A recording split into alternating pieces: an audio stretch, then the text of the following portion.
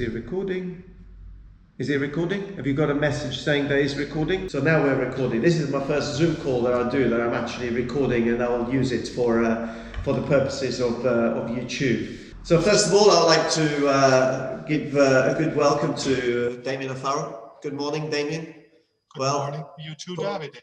Thank you. So thank you for accepting, first of all, the invite to be a part of this informations that we've been delivering regularly to people that are considering either moving, relocating, purchasing, or investing in Italy. So people of your caliber are extremely useful and probably, I would say, paramount to the success of the exercise of relocating or purchasing real estate in Italy. So thank you, first of all, for all the work that you do for anyone that is thinking about relocating. So with that in mind, actually, it'll be, first of all, I think it would be good for you to tell us what is it that you actually do in Italy? Okay. Essentially, what I do in Italy is I'm a global mobility expert. And in simple terms, what that means is I take care of people and corporates relocating to Italy. So I'm the sort of quintessential one-stop shop. So I will help them with the housing, though I mainly deal with rentals. I don't really deal with purchasing of properties. I will take care of the compliance, which is the immigration. And then I also provide specific expat coaching programs for people that need a little bit more assistance. I've been doing this for over 30 years in Italy, and with the various teams that I've had through the years, I calculated that I've overseen a little over 10,000 relocations into Italy, both individual and corporate. Amazing. So one of the reasons why I reached out to you is because I've obviously been following you on the social media and on the professional part of your business, and I can see that you are solid, because there's so many people, I think, that sort of tend to improvise in the business of helping other people because they've potentially moved over here, they've learned a few things about how the country operates, and they kind of improvise offering services. And so one of the main purposes of me reaching out to you is because you are very professional at what you do, you are very solid at what you do, and you've been doing it for a long period of time. So your answers are literally like the Bible, where unfortunately sometimes people that are looking at relocating or potentially approaching these issues, they get answers that are a little bit sort of cloudy. Oh, they do. I speak a lot about that. I talk about what I call the so-called free information on the internet. Okay. And the thing that you have to remember is that when the internet came along, it kind of destroyed the entry level bar for people. So basically anybody could just start handing out information. But when you're talking specifically about taxation and compliance, a lot of the information on the internet is not case specific. It's missing pieces. It's not in sequence. So a lot of the time, people don't know what to do with all of that information. And then Facebook came along, and then there was an explosion of Facebook groups aimed at expats. And again, a lot of the information is not correct. And in some cases, it is. But particularly when it comes to anything to do with legal stuff, buying a house, renting a house, getting a work permit, your taxes, you need to work with solid people. I mean, I've had grown adults sitting in front of me crying, literally, because they took the advice of an unknown person on the internet. So, I mean, it can also be dangerous. I do agree with you. I've been doing this for less than 2 years now, and I'm already coming across people that have made those kind of wrong choices, unfortunately, and that's what we're here to do.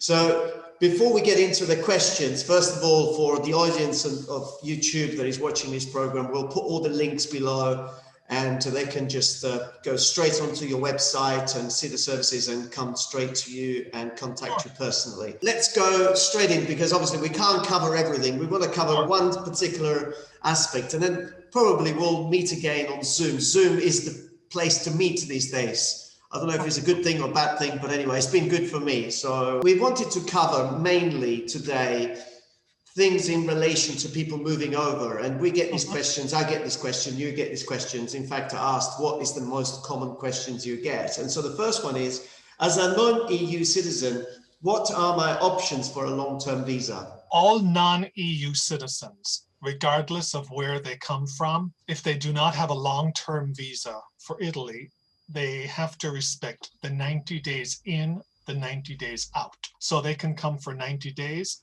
and they can leave for 90 days. I'm old enough and I've been in Italy long enough to remember where if you overstayed the 90 days, not too much would happen. But the world has changed dramatically, and Italy's immigration is connected to its Schengen partners. So once you enter any Schengen country, you get registered in the system. In 2022, the European Union will launch its STS system, ETIAS, which is similar to the ESTA system for the United States, where you will get pre-approved travel permission. This will make it even more difficult to overstay. And even if you get out of Italy after having overstayed, as has happened to some people that I know, you can get caught, particularly in Zurich, Amsterdam, and Frankfurt. And best case scenario, they fine you. Worst case scenario, they ban you from the Schengen area for a certain period of time. So it's not worth it. So if your dream is to live in Italy beyond 90 days, you need a long-term visa. And you can, I mean, in a nutshell, that can either be done through an intra-company transfer. So the company in the United States or Canada or India, wherever, sends you to work for their local branch in Italy. You can apply for an investor's visa. You can apply for a self-employment visa, but this is one of the most difficult to get. And if you have a certain income that's not from work, you can apply for what is called an elective residency visa, which is essentially a retirement visa. And you go to the consulate, you present all your documentation, and they're issued very much on a case-by-case basis. You also have a startup visa. And I would like to see Italy introduce some other visas that are currently available in other markets. But for now, as a non-EU citizen, they're basically your choices. So people can reach out to you if that is their dream and ask you the question, and then you can actually guide them through the process. That's fantastic. Sure. So we are also experiencing a big change in the European Union. Well, we've experienced that already. It was on and off for a very long time, and now it's coming to effect. We are talking about, obviously, UK nationals. UK nationals are not longer part of the EU. What are my option if I was a UK citizen and I would like a long-term visa? UK nationals that were living in Italy or that were thinking of living in Italy had, during the transition period up until the 31st of December last year, to register in Italy. Unfortunately, some didn't take advantage of that, and now they're in the category of third country national, which means they are essentially non-EU citizens. If they want to come to now live in Italy, they need a long-term visa. It's still not exactly precise as to how they will do that. I mean, yes, it's clear in the sense that they will need a visa, but the consulates are getting still up to speed where this is concerned. If they're married or they have a partner that's another EU citizen, for example, I have a client at the moment, she has a British passport, but she's married to a man from Ireland, and so she can come in on his passport, as can a non-EU citizen like someone from Mexico married to an EU citizen. They can do either family cohesion or family unification. Essentially, as of January 1st, they need a visa. So they need to go to their local consulate and find out what are their options based on their personal circumstances. Yeah, we've got a lot of those questions coming through lately. It's interesting that you gave me one of these questions that is coming across to you quite often about, is it worth importing a car? I thought, what an interesting question that people ask you, that reach out to you. And I also see that question as well coming through some of the Facebook chats on some of these expats groups. So it would be fantastic to hear the answer from a professional. Is it worth bringing my own car if I'm moving over to Italy? My personal opinion is no. This importing of the car is specifically related to the Germans because they really love their cars. And so they really want to bring the BMW and the Mercedes to Italy. And I can understand that. The thing is that it takes time. It's time and labor intensive. Depending on where you live, it can take 7 to 10 months to complete. Usually, I mean, I don't think I've ever met any, although maybe I have. I've met maybe 2 or 3 people that actually did it themselves. And I think they almost ended up, you know, pulling their hair out. The best thing to do is to give it to a driving school in Italy. Right.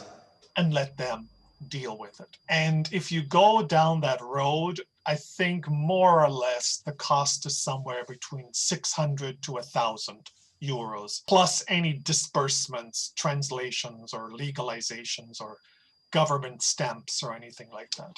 But in my personal opinion, I would buy a car locally. Okay, so unless probably the car is a vintage car or you have a particular sort of affection or something that you're attached to, then I would say it doesn't make economic sense. And it gets even more complicated if you're talking about a car from the UK or Ireland. I can imagine today, yes. Because they drive on the other side. On the other side. Very good. So, okay, that answers that question. And also a very important question coming up. Can I sign up for the SSN, so for the National Health Service when I'm over here in Italy? Yes and no is the answer. The National Health Service, even though it's called the National Health Service, is managed on a regional level.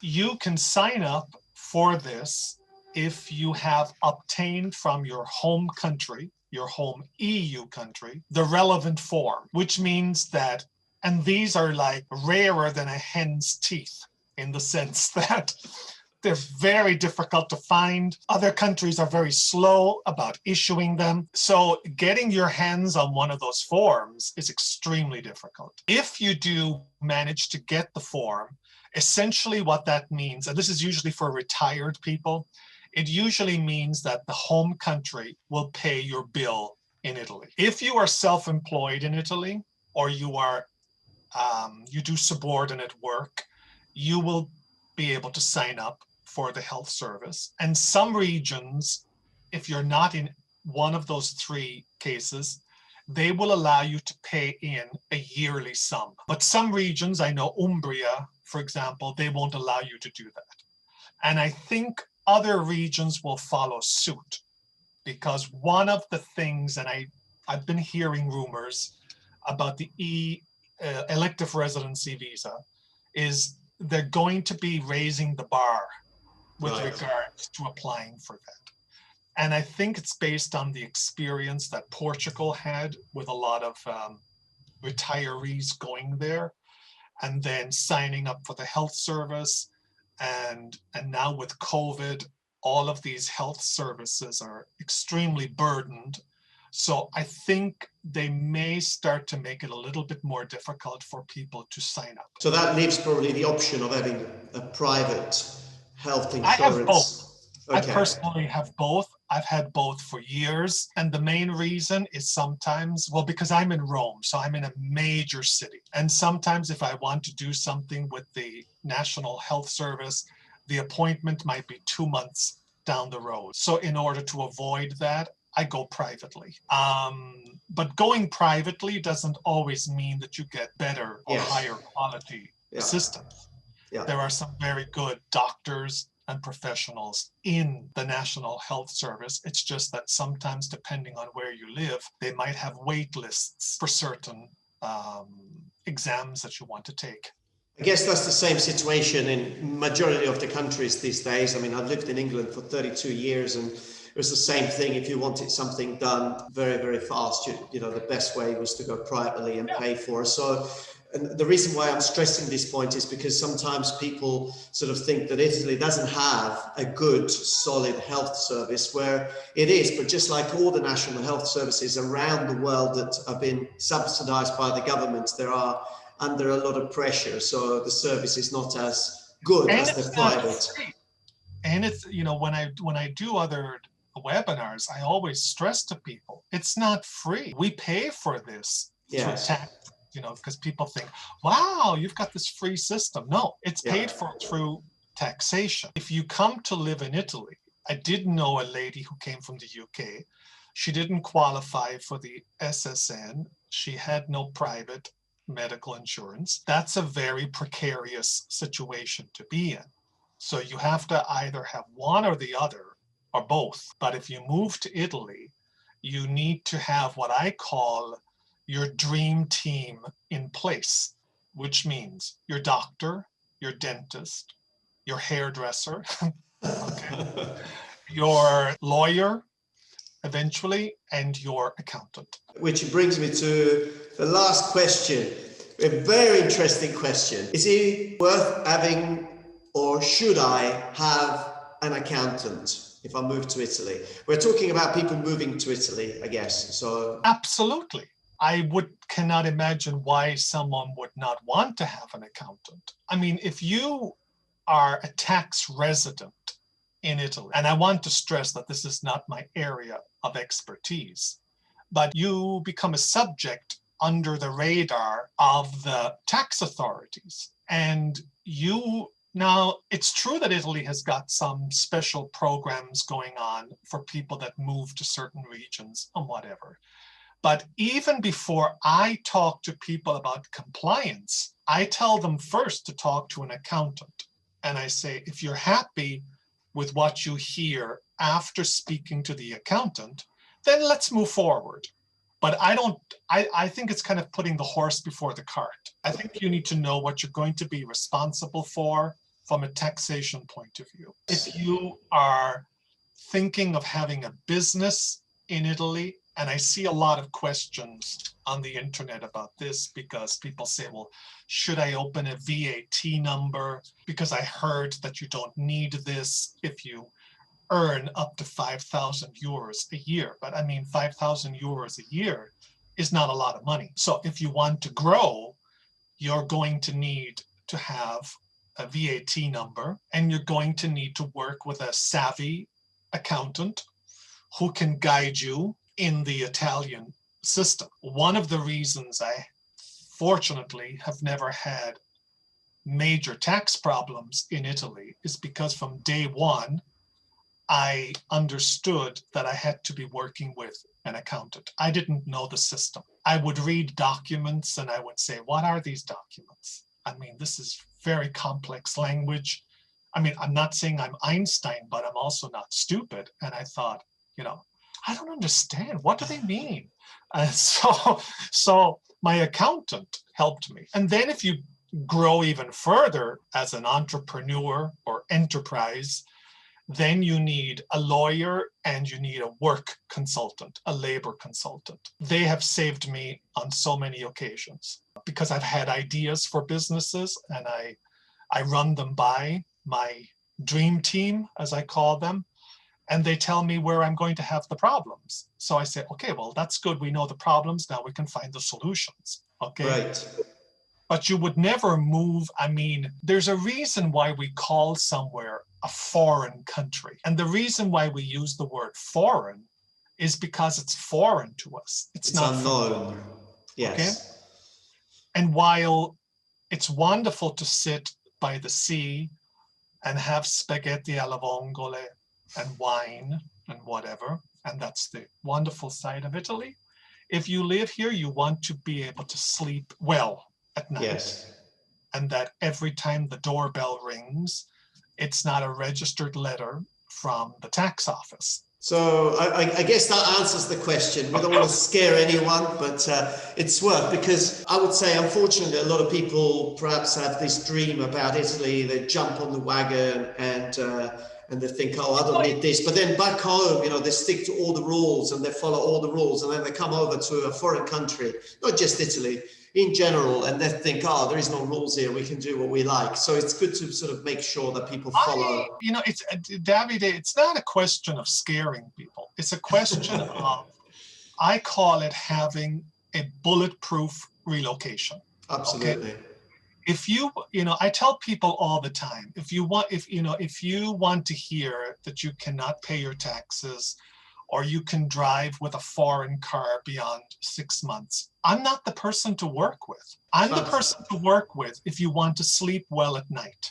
Great. Okay? And that's what we like. You see, we like that. And I think just to probably wrap it all up, we started by saying that a lot of these social medias have allowed people to have access to people that have similar experiences, and they can get access to a basic level of information.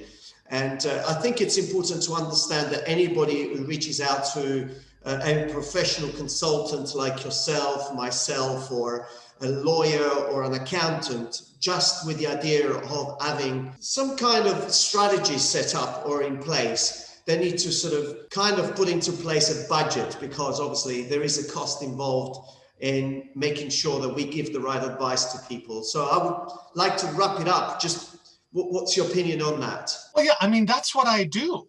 With the clients that work with me, we go through a strategy session. And I mean, one of the questions that I ask people is, what do you want to achieve out of moving to Italy? And then based on those answers, I put together the program, okay? And we look at certain things. And, I say it all, I mean, if you want to be an actor, you don't move to Nebraska. You move to New York City, you move to Los Angeles, you move to London.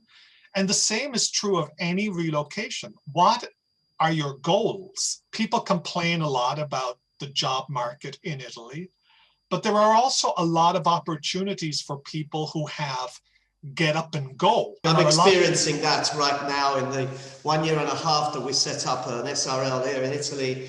We've actually gone beyond our expectations, because I do have a way, sort of get up and go. I've had that for many years. So it's nice when I come across people like yourselves that are very structured, and also that came through the answers that you've given to people. So there are a lot of gaps in the market in Italy for opportunities. And that's why I walk people through where they're going to go to. Because if they're moving to a town with 600 people and they don't need to work, and the quality of the internet is not important, even though now you can get satellite connections, then that quiet, bucolic lifestyle is probably going to work out very well. That's why I have my coaching aspect, where I coach people through what do they want to do in Italy. And then we look at certain things, and they may say, oh, okay, I didn't really think about that. Maybe I need to be in a larger city as opposed to a smaller city. I mean, I also have a little house in Gaeta, 2 hours south of Rome, and I love Gaeta, but I need Rome. I need the city. Nothing is going to get me out of the city. Okay. Yes. But I know that doesn't work for everybody. So it's just a question of setting the expectations with the reality. Fantastic. And if we do that, then we end up with what I call the bulletproof relocation. We get a successful relocation. The person is happy. They sleep well at night. And I've done my job. So first of all, thank you, Damien. And the informations will be at the bottom of the page of this interview. If you would like just to say to people how they can reach out to you, perhaps that would be also a great idea. They can reach out to me through my website, which is Damien O'Farrell, 2 R's, 2 L's.com. Or they can join my Facebook group, which has almost 15,000 members. It's called Ultimate Italy, and it's a great community. It's a very positive community. I don't tolerate negativity or any low vibration emotions. Okay, it's about encouraging each other. It's about finding solutions. And I'm very proud of that group, and people can come there also to find me. Fantastic. And I'd like to say probably as a closing statement, what you said right at the end about guiding people through. I find that this is exactly what's happening for us, and that's why I really wanted to have you on board, and potentially we can have some other Zoom calls together and we can share some of our knowledge with the world, because I've always said this, and I'm a great sort of sustainer of this, that strategy is the only way to success. And you don't strategize things depending on the importance of what you're doing. You can strategize something over a couple of minutes. But if you're strategizing a change of life or a movement to a country, to another country, you may need months, and you need the professional to help you through creating the strategy. So I can't stress enough how important it is to go through the process and making sure that you put, what I really loved about this call today, the dream team. I'm going to take away the dream team, and I'd love to have you as part of that dream team. So thank you very much. Anybody who's been watching this interview, put a like, leave a comment, and join the YouTube page, and reach out to Damien for any questions. So thank you, Damien. Have a lovely weekend. It's Friday today. I don't know if this video will go out tomorrow or whatever, but just the important thing that I always say at the end of my video, just stay safe wherever you are.